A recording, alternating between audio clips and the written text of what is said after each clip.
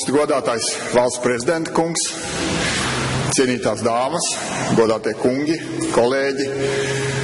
Man ir liels prieks un gods sveikt jūs visus šeit Latvijas Universitātē, mūsu valsts pirmā prezidenta Jāņa Čakstes 150 gadu jubilejas pasākumā. Es domāju, ka visa Jāņa Čakstes dzīve ir tāds spilgts piemērs par to, gan kā izglītība, laba akadēmiska izglītība, gan pieredze un starptautiska pieredze, kāda šīm lietām ir loma gan katra cilvēka dzīvē, gan sabiedrības dzīvē kopumā. Mēs šodien dzirdēsim referāts par Jāņa Čakstes dzīvi, bet es domāju, ka šeit, esot Latvijas Universitātē, es tikai gribētu atgādināt, ka mūsu pirmais prezidents bija Latvijas Universitātes goda doktors, ka Jānis Čakste bija universitātes pirmsākumos, un ka šis te lozungs, kas ir virs manis uz tribīnes Scientia et Patria, tēvzemē un zinātnē, ka tas ir lozungs, ko veidojot šo universitāti mums ir devis arī Jānis Čakste. Es domāju, ka viņš šobrīd ir vēl aktuālāks, varbūt, kā viņš bija universitātes dibināšanas laikā. Es domāju, ka šie procesi, kas pašreiz Latvijā ir sākušies augstākajā izglītībā, es ceru, turpināsies, un es esmu pārliecināts, ka mūsu augstākās izglītības sistēma un arī Latvijas universitāte tie padarīs vēl spēcīgāku, vēl konkurētspējīgāku, vēl starptautiski atzītāku. Un kā jau es teicu, es domāju, ka Jāņa Čakstes dzīve, gan viņa studijas Maskavas universitātē laikā, kad Latvijas universitātes vēl nebija, gan viņa pieredze strādājot Krievijas valsts domē, pēc tam transformējās viņa darbībā Latvijā un deva to pienesumu Latvijai, kas tik ļoti bija vajadzīgs veidojoties šai valstī, un ka šo pieredzi noteikti mums vajadzētu apzināt, saprast un izmantot mūsdienās. Un tagad es gribētu dot vārdu Latvijas Universitātes goda biedram, Latvijas valsts prezidentam Valdim Zatlerkungam.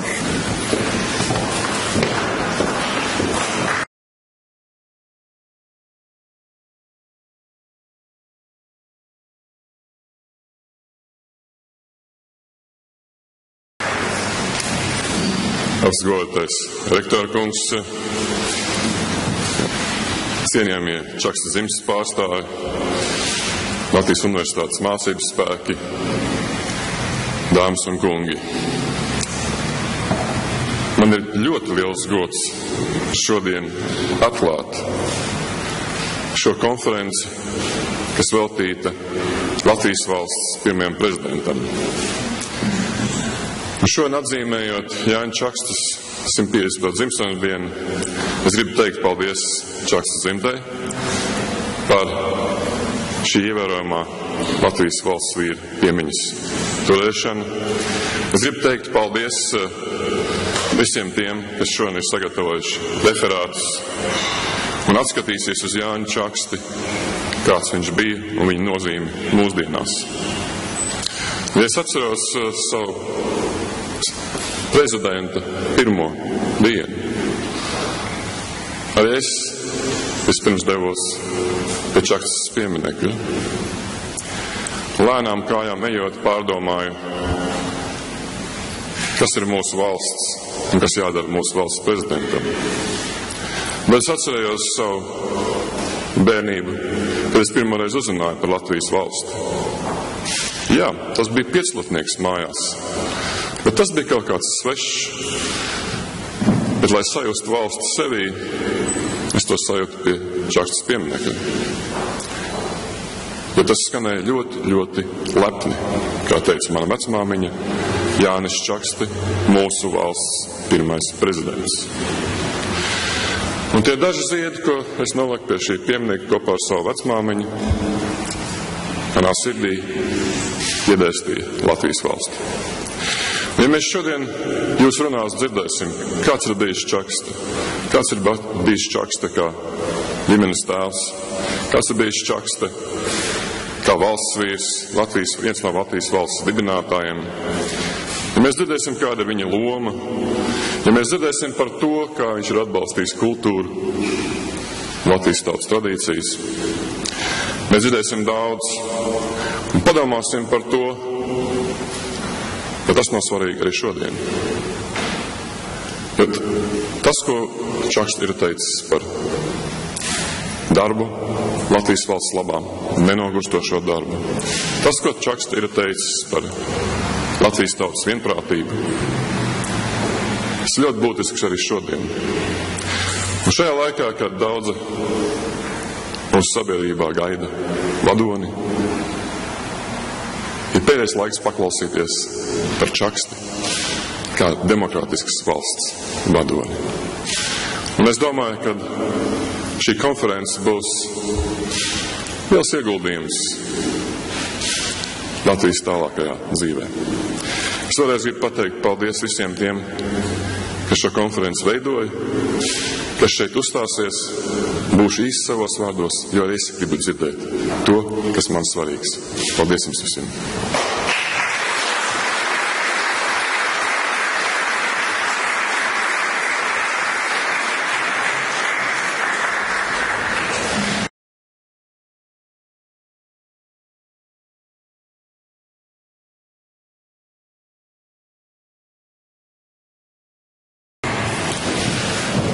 Augstgodātais valsts prezidenta kungs, augstgodātais rektor Magnifikus, Čakstes dzimtes pārstāvi mīļie un visi klātesošie. Man ir ļoti liels gods runāt par Jāni Čaksti no šīs tribīnes, kur viņš pats savulaik saņēma Latvijas Universitātes goda doktora grādu un nolasīja savu akadēmisko lekciju par kompetences nozīmi valsts vadīšanā. Par kompetences nozīmi valsts vadīšanā. To mēs visi saprotam arī šodien, cik tas ir nozīmīgi. Kad tika dibināta Latvijas valsts, Jānim Čakstem bija jau 60 gadi. Es saku jau 60 gadi. Kā personība ar saviem tiesiskiem principiem pasaules uzskatu, viņš jau bija izveidojies. Aiz muguras jau bija Jelgavas ģimnāzija, aiz muguras bija Maskavas Universitātes tiesību zinātņu fakultāte, Akadēmiskās vienības Austrums dibināšana, tiešā personiskā saskare ar Krišjānu Valdemāru, kura ģimenē Jānis Čakste bija persona gratissima, pieņemts cilvēks. Aiz muguras bija gari sabiedriskā darbinieka gadi Jelgavā, vispārējo dziesmu svētku 4. organizēšana, laikraksta TV izdošana, arī darbība pirmajā Krievijas valsts domē 1906. gadā. Viņš bija pirmais latviešu parlamentārietis. Un par Vīborgas aicinājumu parakstīšanu 1906. gadā Čakstam bija jāpavada 3 mēneši cietumā, un viņam bija liekta sabiedriskā darbība līdz pat Pirmajam pasaules karam. Un tad nāca Pirmais pasaules karš.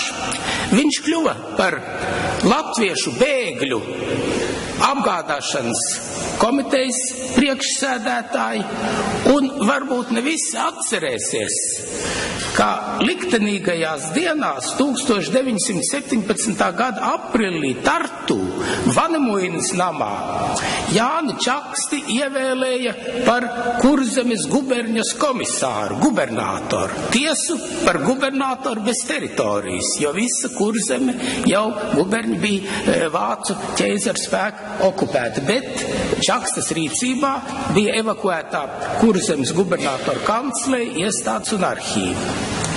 Jānis Čaksts šajā laikā iesaistījās Latviešu pagaidu Nacionālās padomes darbā, brauc uz tām sēdēm Pēterburgā. Un te es gribētu atkal pasvītrot vienu apstākli, kas varbūt nav gluži ievērots.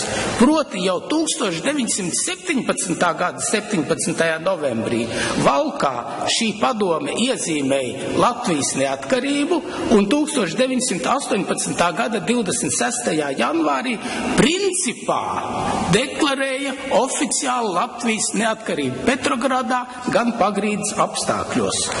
Un es gribētu vēlreiz atgādināt, ka tieši uz latviešu pagaidu Nacionālās padomes pilnvaru pamata Zigfrīds Meirovics 1918. gada 11. novembrī saņēma Latvijas neatkarības de facto atzīšanu no Lielbritānijas ārlietu ministra Balfūra. Tātad nedēļu pirms 18. novembra 1918. gada. Čakste nebija vadošā persona šajā Petrogradas Valkas Nacionālā padomē. To vadīja deputāts Goldmans un Zāmuels. Padomē darbojās arī Arvedis Bergs, Jānis Zālīts, Zigfrīds Meirovics, Kroders, Akurāters, Ādolfs Klīve. Taču kā bēgļu aprūpēšanas komitejas priekšsēdētājs un Kurzemes gubernators, Čakste bija šīs padomes ļoti autoritatīvs loceklis, varbūt pat autoritatīvākais savu personisko un sabiedriskā darba pieredzes ziņā. 1918. gada vasarā Čaksti Kazaņā mēģināja arestēt komunisti. Ar lielām grūtībām viņš varēja atgriezties dzimtenē un nonāca Jelgavā 1918. gada 11. novembrī. Taisni tajā dienā, kad Balfūrs panāca tur to Latvijas atzīšanu. Dzimtie auči bija izdemolēti un brīdī, kad Čakste bija pieķēries savus mājas no elementārai sakopšanai no mēsliem, tad viņu sasniedza ziņa, ka Latvijas neatkarības proklamēšanas akts ir iecerēts Rīgā 18. novembrī, un viņš, Čakste, ir ievēlēts Tautas padomes priekšsēdētāja amatā, jo patiešām viņš bija autoritatīvākais no demokrātiski noskaņotiem latviešu pilsonības darbiniekiem, ko sabiedrība plaši pazina. Ir ļoti daudz minējumu, kādēļ Čakste nav pats piedalījies 18. novembra aktā Rīgā.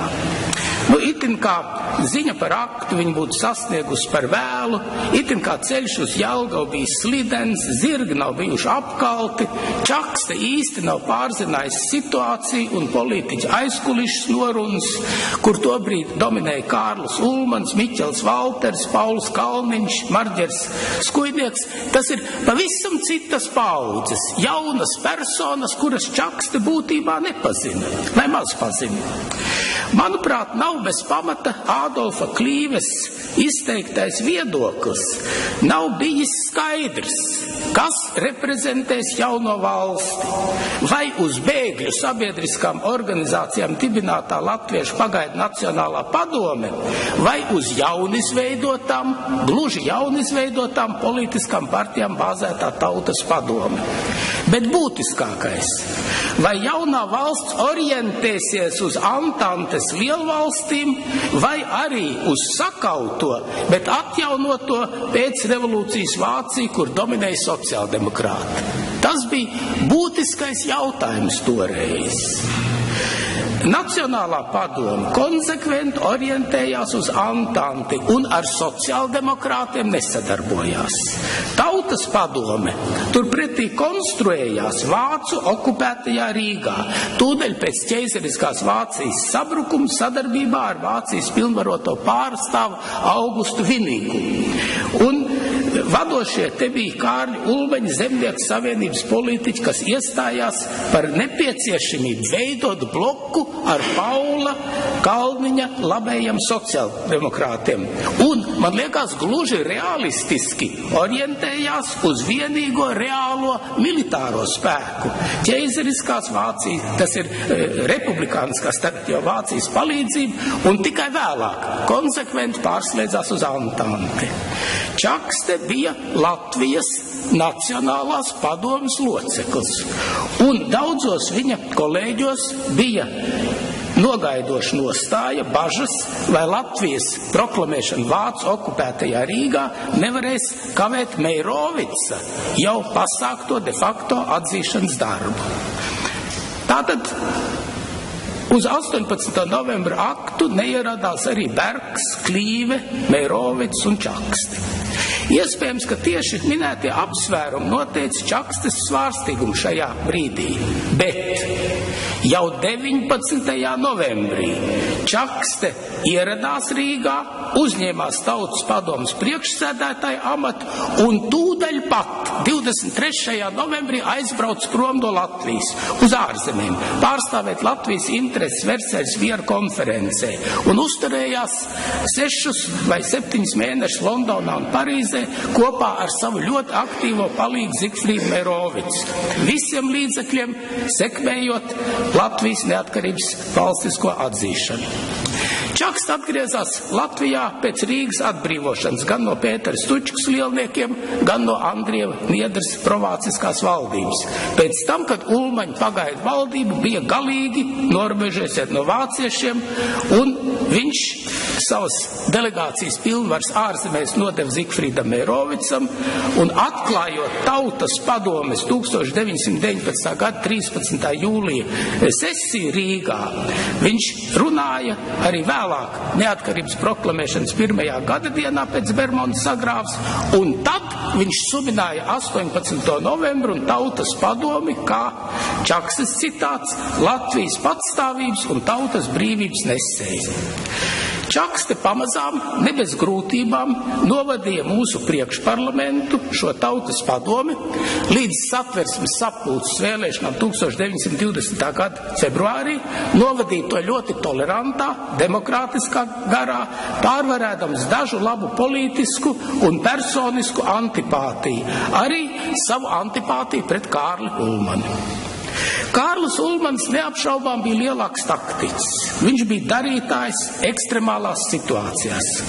Ulmaņa loma Latvijas neatkarības izcīnīšanas līkločos, brīvības cīņās, izpostītās valsts saimnieciskā atlapšanā tomēr bija izšķirīgā, tas ir jāatzīst. Bet Čakstes loma Latvijas kā demokrātiskas, tiesiskas valsts izveidošanā, Čakstes loma republikas starptautiskā atzīšanā kopā ar Meirovicu, tā gan ir neatņemama. Pasvītrosim, ka 18. novembra Kārlis Ulmanis nebija 15. maija Kārlis Ulmanis, ka Kārlis Ulmanis toreiz bija demokrāts un balstījās uz plašu partijas pārstāvniecību. Taču Čakste bija konsekventāks demokrāts, un viņš bija 18 gadus vecāks par Kārli Ulmani ar citu dzīves pieredzi. Un Čakste bija jurists, bet Ulmans bija ekonomists, tautsaimnieks, agronoms, vārdi sakot. Čakste bija tajā laikā pirmās tautiskās atmodas tiešās tradīcijās izveidojusies personība. Krišjāņa Valdemāra tieši Vēlīns līdzgaitnieks.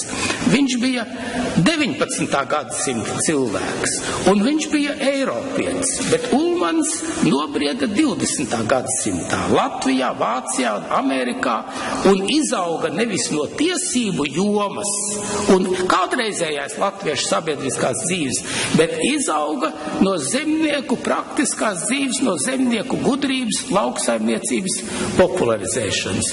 Un saprast šo atšķirību, tīri psiholoģisko atšķirību, manuprāt, arī ir ļoti svarīgi.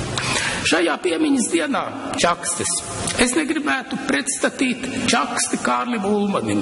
Tomēr jāatzīst, ka tie bija dažādu paudžu, ļoti dažādu raksturu, ļoti atšķirīgas dzīves pieredzes cilvēki. Lielā mērā tomēr pretstati. Un ja Kārlis Ulmans bija neatkarības jaunās valsts izcīnīšanas praktiķis, tad Čakstes pamatnopelnums ir tiesiskuma, demokrātijas ideja iedīstīšana jaunā valstī, tolerances veidošana un eiropeiskas valsts uzstādījumu. Citiem vārdiem sakot, Čakste bija vairāk eiropietis, Ulmans bija vairāk amerikanizēts politiķis. Bez šaubām abi divi tie bija Latvijas patrioti, abi divi tie bija krietni zemgalieši, bet Ulmani, kā jau es teicu, par eiropieti varētu nosaukt tikai ar iebildumiem. Viņš domāja ļoti pragmātiski. Arī šodien es neatsakos no cildinošiem vārdiem, kurus es esmu veltījis Kārlim Ulmanim vairāk kārt. Taču atzīstu, ka viņš darbojās kā demokrāts tikai Latvijas pašā rītausmā, bet vēlāk Latvijas demokrātijas bēdīgā pieredze, viņa paša sarežģītais raksturs, varbūt arī ambīcijas, varbūt arī sajūta, ka pēc neatkarības izcīnīšanas viņš ir atbīdīts malā, ievirzīja viņu autoritārisma un 15. maija idejās. Čakste turpretīm centās veidot Latviju par demokrātisku valstu, un grūti sacīt, kas būtu noticis, ja 1934. gada 15. maijā Čakste vēl būtu valsts prezidents. Man šķiet, ka Alberta Kvieša nostājai viņš sekojis nebūtu. Un šai ziņā Čakste ir salīdzams ar Tamašu Masareku Čehoslovākijā vai Svinhufvudu Somijā.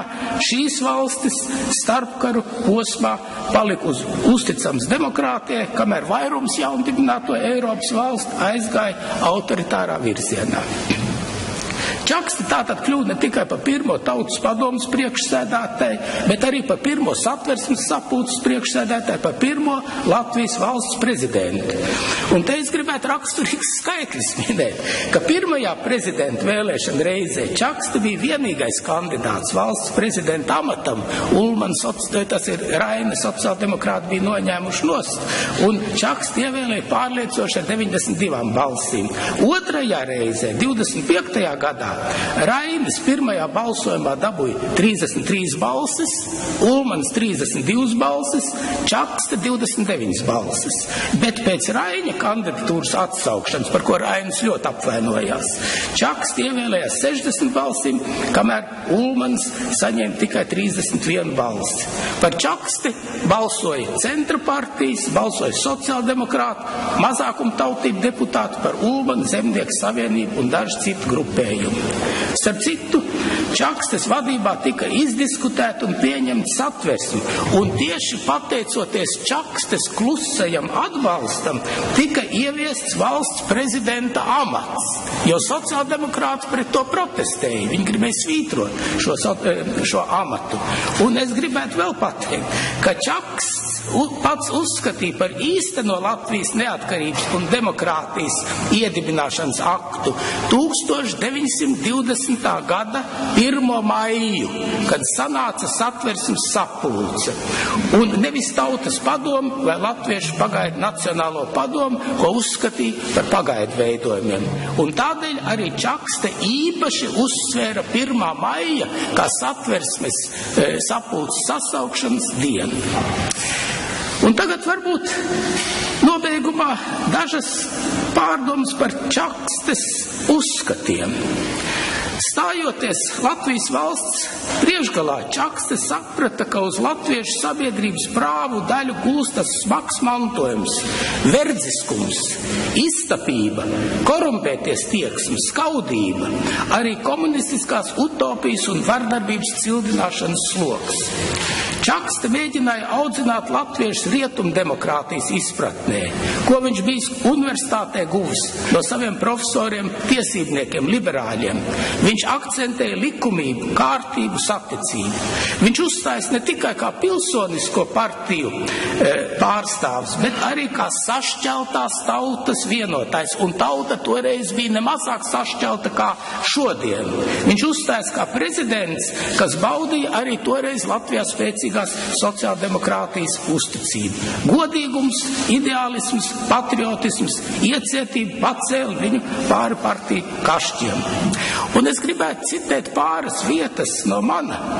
Šodien es iedrīkstu tas teikt vecākā drauga, pazīstamā mežzinātnieka un sabiedriskā darbinieka profesora Arvīda Kalniņa Čakstes bezparteisko un demokrātisko centru saraksta deputāts Saeimā un ministru atmiņām, kurus viņš ir sniedzis Čakstes piemiņas krājumā. Citēju Kalniņu. Vērtējot mūsu politisko partiju dzīvi, nelaiķim sevišķi grūti bija samierināties ar dažu politiķu vai pat partiju vadoņu aizraušanos ar privātiem veikaliem, kas visu laiku pēc valsts nodibināšanas bija sevišķi modē. Čakste ar vienu tīri atklāti aizrādīja, ka politiķi un valsts darbinieki nedrīkst tanī pašā laikā būt veikalnieki. Sabiedriskam darbiniekam politiķim demokrātiskā valstī pieder noteikšana par valsts kasi. Partijas līderis, kas pats saistījies ar veikaliem, vairs nebūs pietiekoši objektīvs. Personiskās intereses nomāks sabiedrības prasību. Domājot par saviem uzņēmumiem, piemirsīsies viņam tautas labums.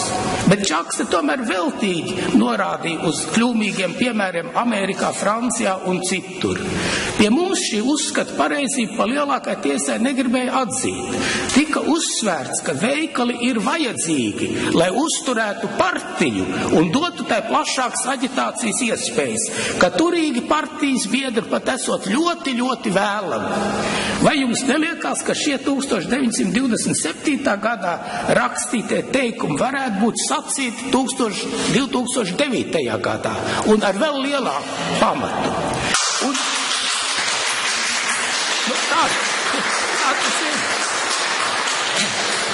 Un nevelti Kalniņš liecina atkal turpina citāti. Savu politisko un citu darbu novērtējumu Čakste arvien nodeve ļoti noteiktu, nerēķinoties ar to, ka šī vaļsirdība viņam sagādāja daudz nepatikšanu, un ar to viņš iegūda daudz ienaidnieku.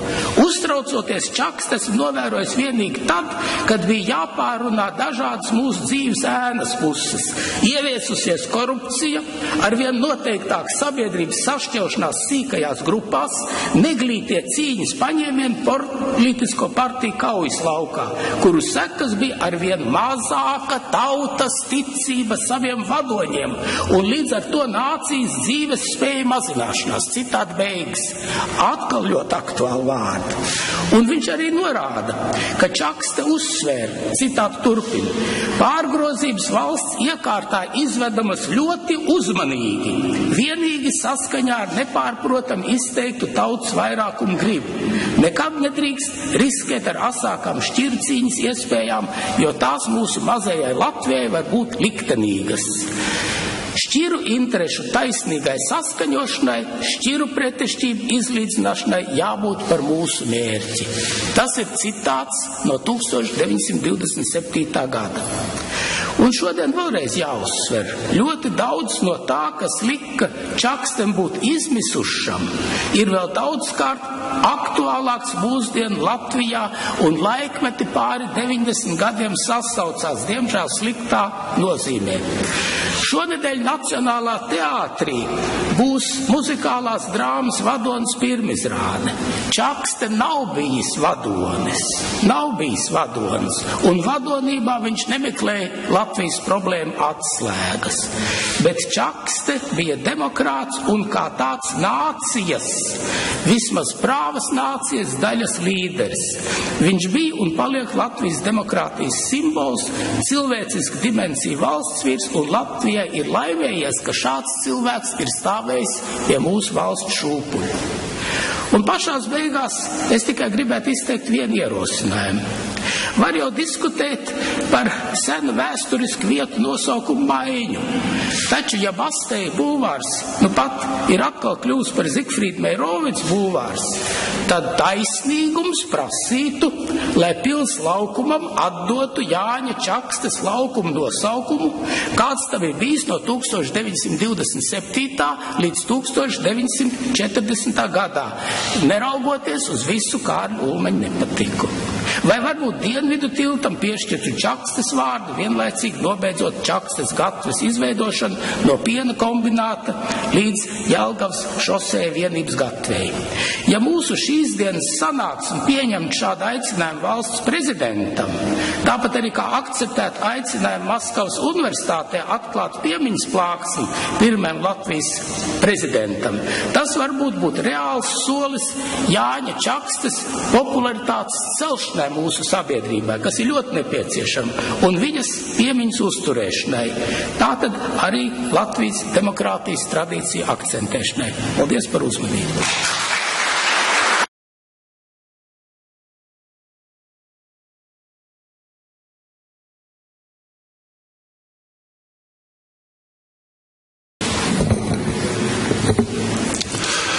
Godātais valsts prezidenta kungs, godātais rektora kungs, cienījamās dāmas un godātie kungi. Man ir ļoti liels gods runāt šajā vietā mūsu pirmā valsts prezidenta piemiņas dienā. Arī lielā mērā tādēļ, ka es domāju, ka daudzas no lietām, kuras patiešām būtu pieminēšanas vērtas un atcerāmas, akadēmiķis Stradiņa kungs jau tika pieminējis. Latvijas Universitātes bibliotēkas retumu fondā ir atrodama kāda grāmata. Šī grāmata ir iznākusi 1902. gadā, un tās autors ir vācu baltu demokrāts Pauls Šīmans, viens no mūsu pirmās brīvvalsts laika viszināmākajiem minoritāšu politiķiem. Tā ir viņa doktora disertācija jurisprudencē par emisijas banku legālo stāvokli kara laikā un par tādām specifiski juridiskām lietām. Tā ir aizstāvēta 1902. gadā. Kas piesaista šajā grāmatā ir tas, ka šī konkrētais eksemplārs, kurš atrodas Universitātes bibliotēkā, ir ar ierakstu, kurš nāk no 1924. gada cienījamajam valsts prezidenta kungam Jānim Čakstem. Šis ieraksts rosina uz dažām pārdomām. Pirmkārt jau par to, kā šī grāmata ir klejojusi par dažādiem fondiem, jau droši vien sākot no prezidenta bibliotēkas, bet arī par to, kas tomēr Čakstem ir bijusi par šausmīgi lielu autoritāti. Ja vācu baltu politiķis, kurš ļoti daudzos gadījumos kopā ar saviem tautas brāļiem ļoti smagi pārdzīvoja 20. gadu sākumu agrāro reformu, kuras veidošanā Jānis Čakste iesaistījās kā Satversmes sapulces priekšsēdētājs, un kuru Čakste aizstāvēja, proti agrāro reformu vēl pirms Pirmā pasaules kara, neskatoties uz to, šis vācu baltu demokrāts sniedz viņam 24. gadā šādu samērā intīmu dāvanu. Aiz tā vienkāršā iemesla, ka šī disertācija ir aizstāvēta jau 22 gadus agrāk, un tas nozīmē to, ka, kā lai to saka, tas ir ļoti tāds, zīmīgs žests.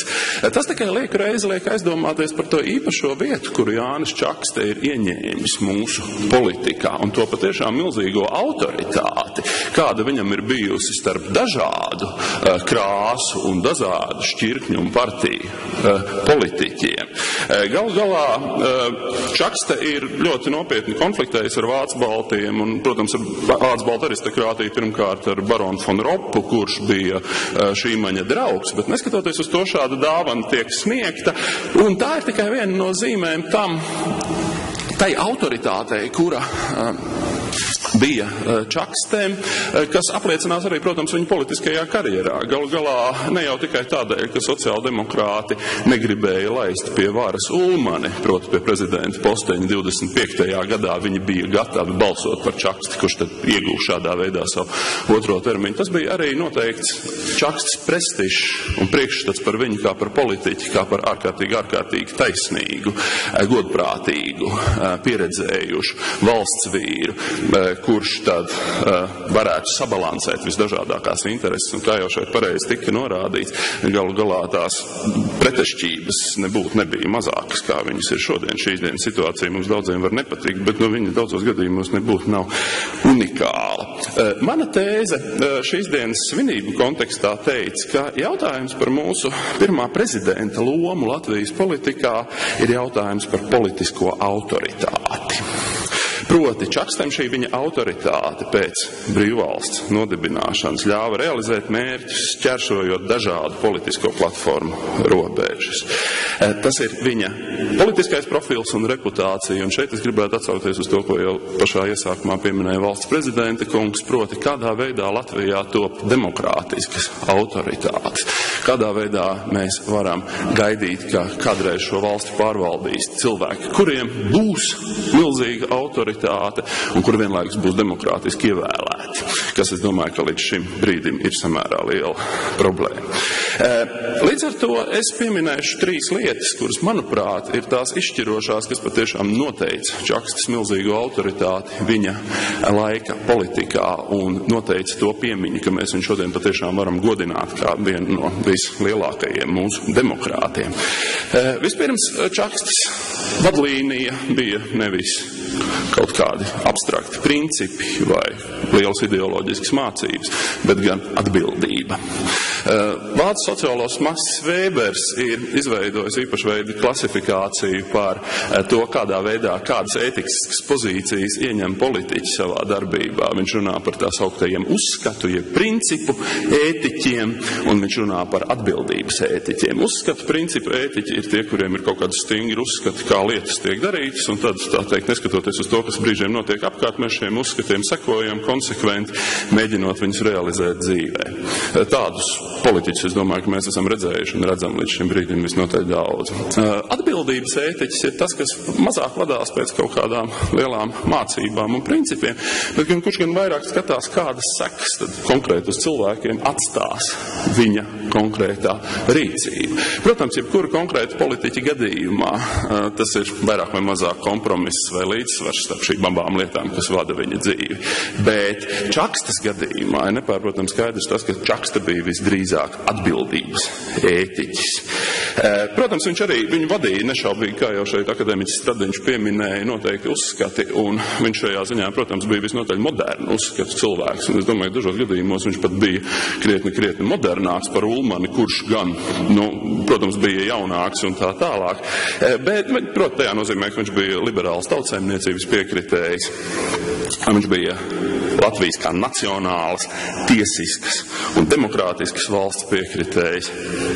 Taču viņu kā politiķi vairāk vadīja nevis teorija, bet gan spēja uzņemties atbildību par savu rīcību.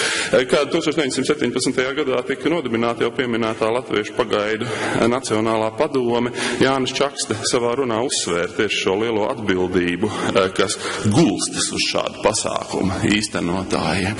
Proti, tajā mirklī, kad tas tiek darīts, Čakste norādīja, ja reiz mēs to esam uzņēmušies, tad mums ir patiešām ārkārtīgi jāapzinās, ka tie nav joki šādā veidā mēģināt iestāties par latviešu valsts neatkarību, bet gan mums ir jāzina, ko mēs ar to īsti gribam panākt un tā tālāk. Tā ir arī viena no lietām, kas es pieņemu daudz lielākā mērā varbūt raksturoja patiešām Čaksti, nevis Ulmani, un lielā mērā varbūt ir saistīta ar to, ka Ulmanis, protams, bija, viņam bija ļoti izteikts varas instinkts. Viņš patiešām ārkārtīgi prata manipulēt taktiski, strādāt uz tām vai citām partijām, tām vai citām sabiedrības grupām, taču Čaksts šajā ziņā bija maķenīt lēnīgāks, maķenīt pārdomām piepildītāks politiķis, un tas tad lielā mērā arī varētu būt saistīts, protams, ar šo atbildību, kuru viņš apzinājās katrā savā solī. Otra lieta, kuru es noteikti gribētu pieminēt, ja mēs runājam par Jāņa Čakstas autoritātes cēloņiem savu laiku politikā un to relevanci mūsdienām, ir Čakstas prasme strādāt ilgtermiņā, un viņa garais politiskais mūžs tam ir apliecinājums. Viņš bija ārkārtīgi kvalificēts un zinošs. Viņš savā laikā, protams, bija viens no latviešu gaišākajiem prātiem, jo kā tas te tika pieminēts. Tas, protams, ir lielā mērā saistīts tomēr ar viņa samērā privileģēto izcelsmi pretīm dažiem citiem latviešiem tajā laikā. Taču ir skaidrs, ka šī viņa izglītība bija tas, ko viņš ilgtermiņā izmantoja savas lietas labā savā politiskajā darbībā.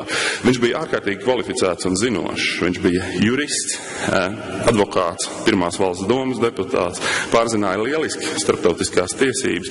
Viņš personiski pazina daudz ārzemju politiķu, nemaz nerunājot par vietējiem. Vienā vārdā sakot, viņš zināja drēbi. Viņš patiešām ļoti labi zināja, kad viņš stājās valsts prezidenta amatā, ko nozīmē strādāt ar cilvēkiem, ko nozīmē vadīt lielas cilvēku organizācijas un ko nozīmē vadīt valsti. Viņš neiedomājās, ka politikā pietiek ar degošām acīm un karstu vēlēšanos visu izmainīt. Viņš patiešām zināja, ko tas prasa, un ir skaidrs, ka šis te kompetences temats viņam pašam ir bijis ārkārtīgi būtisks. Par to liecina ne tikai godamā akadēmiķa pieminētais, viņa uz 24. gadā šajā pašā telpā domājams nolasītā lekcija par kompetences jautājumu demokrātijā, bet arī 24. gadā arī Latvijas universitātē nolasītā lekcija lietpratība, viņas nozīme un svars valsts un zinātniskajā darbā. Šajā ziņā, protams, ir žēl, ka šie teksti nav saglabājušies. Es domāju, ka ļoti daudz, kas no tā, ko Čakste ir teicis par politiķu kompetenci, par viņu profesionālajām īpašībām, būtu ārkārtīgi nozīmīgs Latvijas šodienas politiķiem. Trešā lieta, kurai es gribētu pievērsties attiecībā uz Čakstes autoritātes cēloņiem, ir, manuprāt, vissvarīgākā, ja mēs raugāmies uz šīs dienas Latviju. Tā Čakstes autoritāte ļoti lielā mērā sakņojās viņa darbā ar pilsonisko sabiedrību, ar viņu spēju iesaistīties, veicināt pilsoņu pašorganizāciju. Neskatoties uz to, ka kaut kādas konkrētas lietas viņam pašam nenes personisku labumu, Čakste ir gatavs milzīgu enerģiju ziedot tieši tam, lai ļautu cilvēkiem organizēties visdažādāko mērķu sasniegšanā. Sākot, protams, ar jau pieminētajām lietām Jelgavas latviešu biedrībā un ar latviešu dziesmu svētku organizēšanu, taču Čakste ir bijis iesaistīts ārkārtīgi daudzos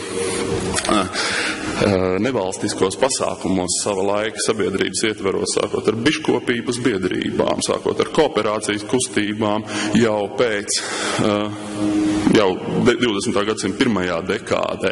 Un citādām šāda veida aktivitātēm, nemaz nerunājot par viņa izdoto laikrakstu Tēvija, kurš gal arī bija savu veidu pilsoniskās dzīves centrs sava laika Latvijā.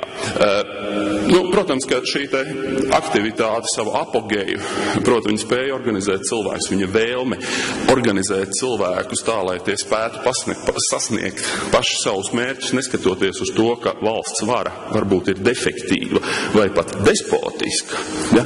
Tā ir viena no lietām, kas ir ārkārtīgi nozīmīga, un pašu apogēju, protams, tas sasniedza jau tajā, kas šeit tika pieminēts, proti 1916. gadā, kad viņi kopā ar Vili Olavu dibina bēgļu apgādāšanas centrālu komiteju, kas faktiski kalpo par pamatu un pārauga vēlākai politiskajā organizācijā. Šīs te Čakstes aktivitātes nekādā gadījumā nedrīkst novērtēt kā kaut ko nesaistīt ar viņu vēlāko politisko darbību vai kaut kādā ziņā kvalitatīvi zemāku.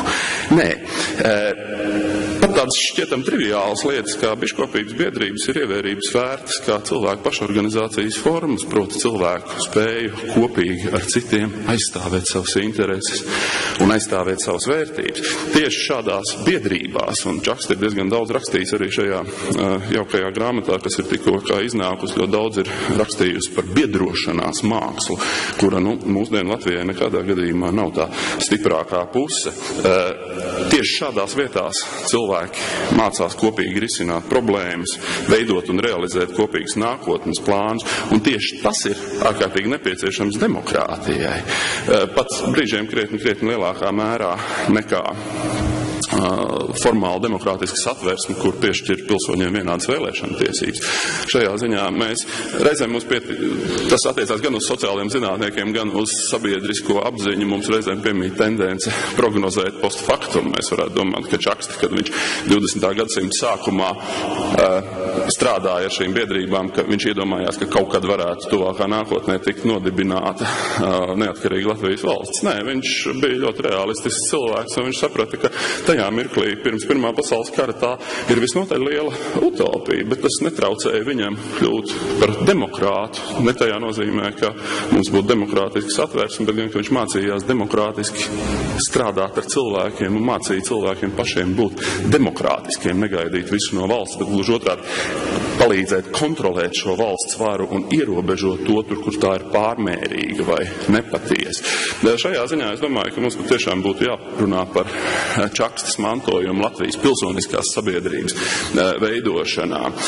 Un es domāju, ka šajā ziņā, protams, ka Čakste ir ļoti pieminams autors arī ar saviem rakstiskajiem darbiem.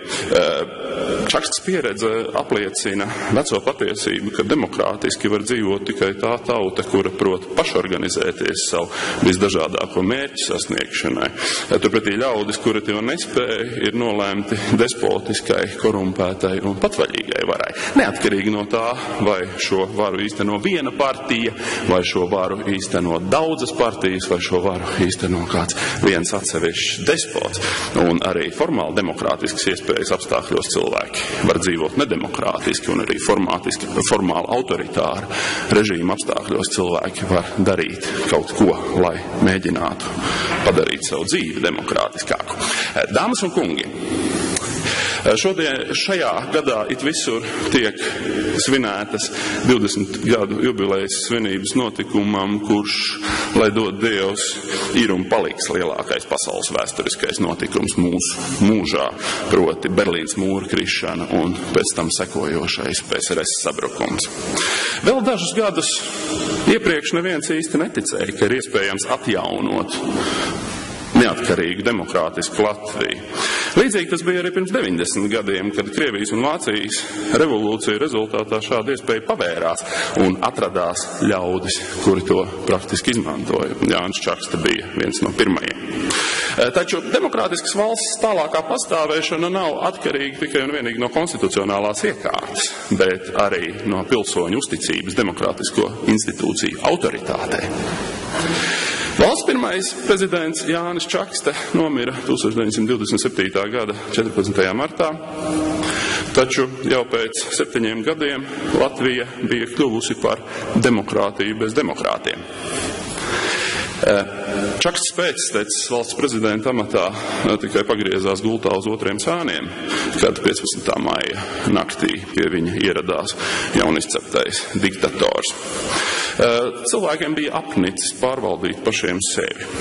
Daudziem tas ir apnicis arī šodien. Taču tiem, kuriem tas vēl nav apnicis, Čakstes figūra ir, un tā ir jābūt ārkārtīgi nozīmīgai, kā izcilam paraugam īsteni demokrātiskai autoritātei, kuru mums latviešiem nekad nav bijis par daudz. Paldies!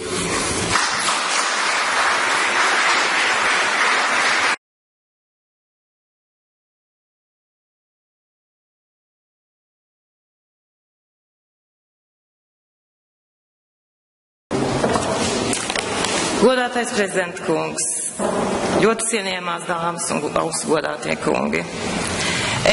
Mans vārds ir Kristīna Čakste, un es esmu Jāņa Čakstes mazmeita. Un es mūsu dzimtas vārdā vēlēs pateikties jums visiem par to, ka šodien esat šurp atnākuši, un mums ir liels prieks par to, ka mūsu vecvectēvam tiek izrādīta tik liela cieņa un uzmanība. Staigājot par Rīgu un arī piedaloties šīs pasākumos, man ir tomēr ierodās tāda doma, ko Jānis Čakste būtu darījis, ja šodien viņš vēl būtu dzīvs. Ko viņš būtu iesācis šajā laikā, kad Latvija ir krīzes pārņemta. Man, protams, nav ne mazākās jausmas par to, taču, ja es mēģinu iztulkot to, ko es esmu lasījis par savu vecvectēvu un kas ir veidojis manu bērnību un kā es esmu tikusi audzināta, es domāju, ka viņš būtu domājies un rīkojies šādi. Pirmais. Vējš pūš mums visiem vienādi. Jānis Čakste nereiz nebūtu apsēdies un sūdzējies par vēju, jeb par to, ka pūš no nepareizās puses. Jānis Čakste raudzītos, lai buras tiktu uzlikts pareizi un izmantot vēju kā līdzekli, lai sasniegtu iecerēto galamērķi.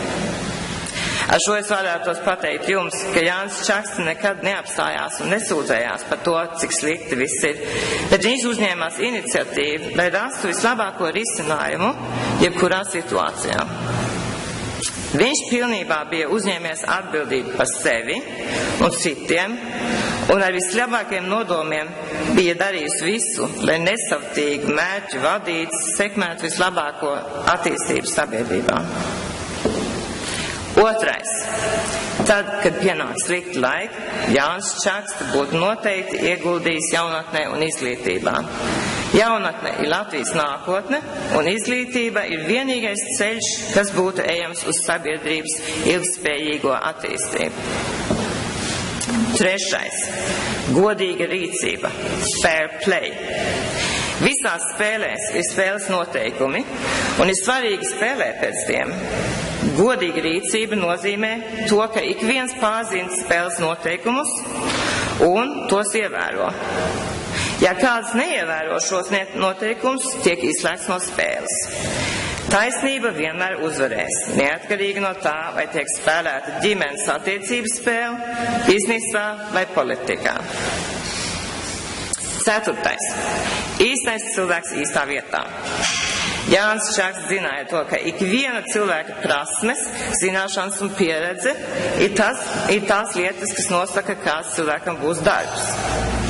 Labs skolotājs ir tas, kurš dedzīgi iesaistās bērnu izglītībā. Labs cepējs prot izcept maizi. Uzņēmējs attīstīja uzņēmēju darbību un politiķis nodarbojas ar politiku. Lomas nedrīkst mainīt un maisīt. Skolotājām nav jācep maize, un vēl jau vairāk uzņēmējām nav jābūt politiķim. Ja ik viens koncentrējās uz to, ko prot vislabāk, veiksmīgāk attīstās valsts un sabiedrība kopumā. Tā nobeigumā Jānis Čakste būtu teicis, Latvija šobrīd atrodas smagā krīzes situācijā, taču krīze ir arī iespējas laiks. Pastāv iespēja veidot Latviju kā mūsdienīgu valsti, kas nepārtraukti attīstās un kļūst arvien konkurentspējīgāk. Veidot tādu valsti, kurā cilvēki nebaidās uzņemties iniciatīvu, uzņemties atbildību par sevi un turpināt izglītot sevi. Veidot tādu valsti, kurā godīga rīcība ir visa mēraukla. Šī skaistā dienā ļauj varbūt mums nedaudz aizmirst par to, ka patiesībā tepat vien tuvējās rudens un ziema. Mūs sagaida tumsa un augstums. Taču tieši tāpat kā visus iepriekšējos 6000 gadus, ziemu un augstumu nomainīs siltā un jaukā vasara. Un līdzīgi kā pēc katras ziemas pienāk pavasaris, tā arī pēc ekonomiskās krīzes, kurā mēs šobrīd atrodamies, pienāks Latvijas izaugsmes laiks, kurā mēs šobrīd atrodamies.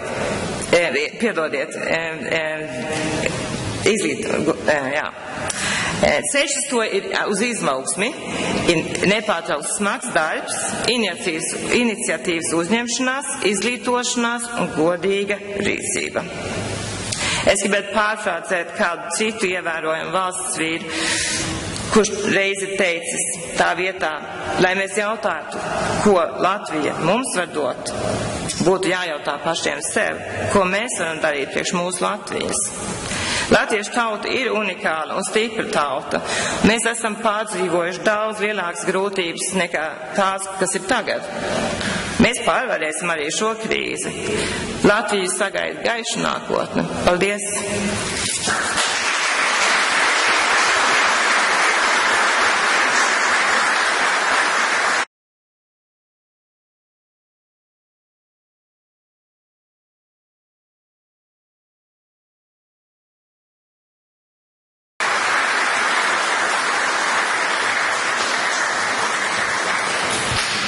Augstgodātais prezidents, augstgodātais rektori, kā akadēmiskās vienības Austrums pārstāvim un arī Jāņa Čakstes grāmatas Taisnība vienmēr uzvarēs sastādītājam.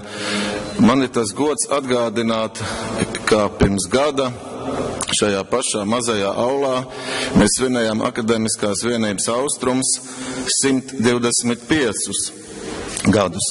Un šodien mēs svinam 150. dzimšanas dienu šeit mūsu dibinātājam Jānim Čakstem. Toreiz viņš kā Maskavas Universitātes juridiskās fakultātes students pulcēja kopā latviešu students Maskavā. Tagad akadēmiskā vienība Austrums bija tā, kas inicēja viņa grāmatas tapšanu un nākšanu klajā. Lai atļauts atcerēties, ka tas sākās pirms 20 gadiem. tieši pirms 20 gadiem, 89. gada vasarā, kad atjaunojās austruma aktīvā darbība Latvijā, tika uzreiz spriests arī, ka vajadzētu izdot grāmatu par Jāni Čaksti vai paša Jāņa Čakstes grāmatu. Jo tas bija laiks, kad tika svinēta Jāņa Čakstes 130. dzimšanas diena, arī 14. septembrī. Un pagāja 10 gadi, un šī grāmata iznāca uz Jāņa Čakstes 140. dzimšanas dienu, jo starplaikā bija arī izkristalizējusies doma, ka jāveido nevis grāmata par Jāni Čaksti, bet ir jāveido pirmā paša Jāņa Čakstes grāmata latviešu valodā. Viņam ir grāmata Latvieši un viņu Latvija, kas jau tika pieminēta, kas ir iznākusi vāciski Stokholmā. Savukārt, faktiski pirmā grāmata latviešu valodā iznāca tikai pirms 10 gadiem, šīs grāmatas pirmais izdevums. Mūsu mērķis bija dot vārdu pašam Jānim Čakstem. Ar ko tad šī grāmata izceļas? Kas ir šajā grāmatā, kuru tagad piedzīvo savu otru, papildinātu un pilnveidotu izdevumu, ir nonākusi grāmatnīcās šonedēļ, katrā ziņā Apgāda Jumava grāmatnīcā. Grāmata sastāv no 5 daļām. Šeit ir atziņas, ir runas, raksti, dokumenti, vēstules, pavisam 5 daļas. Un īstenībā tas rakstiskais mantojums nav nemaz tik liels. Ļoti lielu daļu šajā grāmatā veido atziņas, kas līdz mums ir nonākušas Jāņa Čakstes klausītāju atstāstā. Un šīs atziņas jau daļai šodien šeit tika pieminētas. Es gribētu varbūt uzsvērt tās, kuras mazāk tika pieminētas. Es noteikti pievienojos tam, ka Jānis Čakste bija vadonis šī vārda tādā nozīmē, ka vadonis īstenībā ir neitrāls vārds pirms 15. maija. Vadonis ir sinonīms vārdam līderis. Viņš bija tiešām demokrātisks valsts līderis un tādā nozīmē vadonis. Pirms 15. maija vadonis nebija lielo burtu. Un arī šodien es ceru, ka mēs nemeklējam vadoni ar lielo burtu. Mēs meklējam, mums ir vajadzīgi vadoņi, kas ir sabiedrības līderi, kas ir arī valsts līderi. Es domāju, ka tādu līderi var palasīt šo grāmatu, un faktiski ļoti žēl, ka te ir maz politiķi šajā zālē šodien. Es domāju, ka viņiem būtu jāapgūst Jāņa Čakstes mantojums. Es ceru, ka viņi būs vieni no pirmajiem pircējiem šai grāmatai un lasītājiem šim otram atkārtotam izdevumam.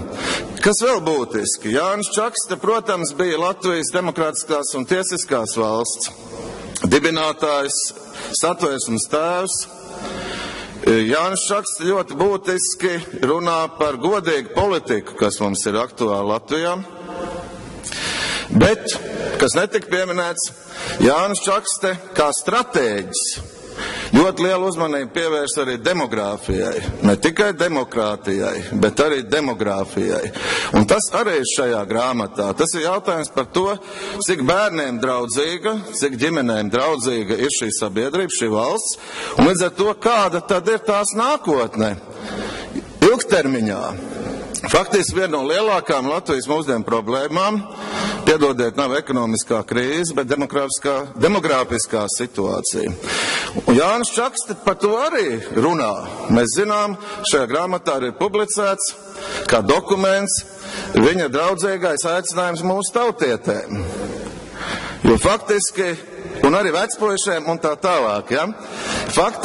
Faktiski bez bērniem Latvijai nav nākotnes. Latviešiem nav nākotnes un arī demokrātijai. Latvijas demokrātijai bez latviešiem, acīm redzot, nav nākotnes. Es domāju, šeit arī izpaužās Jāņa Čakstes strateģiskais redzējums. Tātad Jāņa Čakstes darbs atspoguļojas šajā grāmatā, viņa principi atspoguļojas.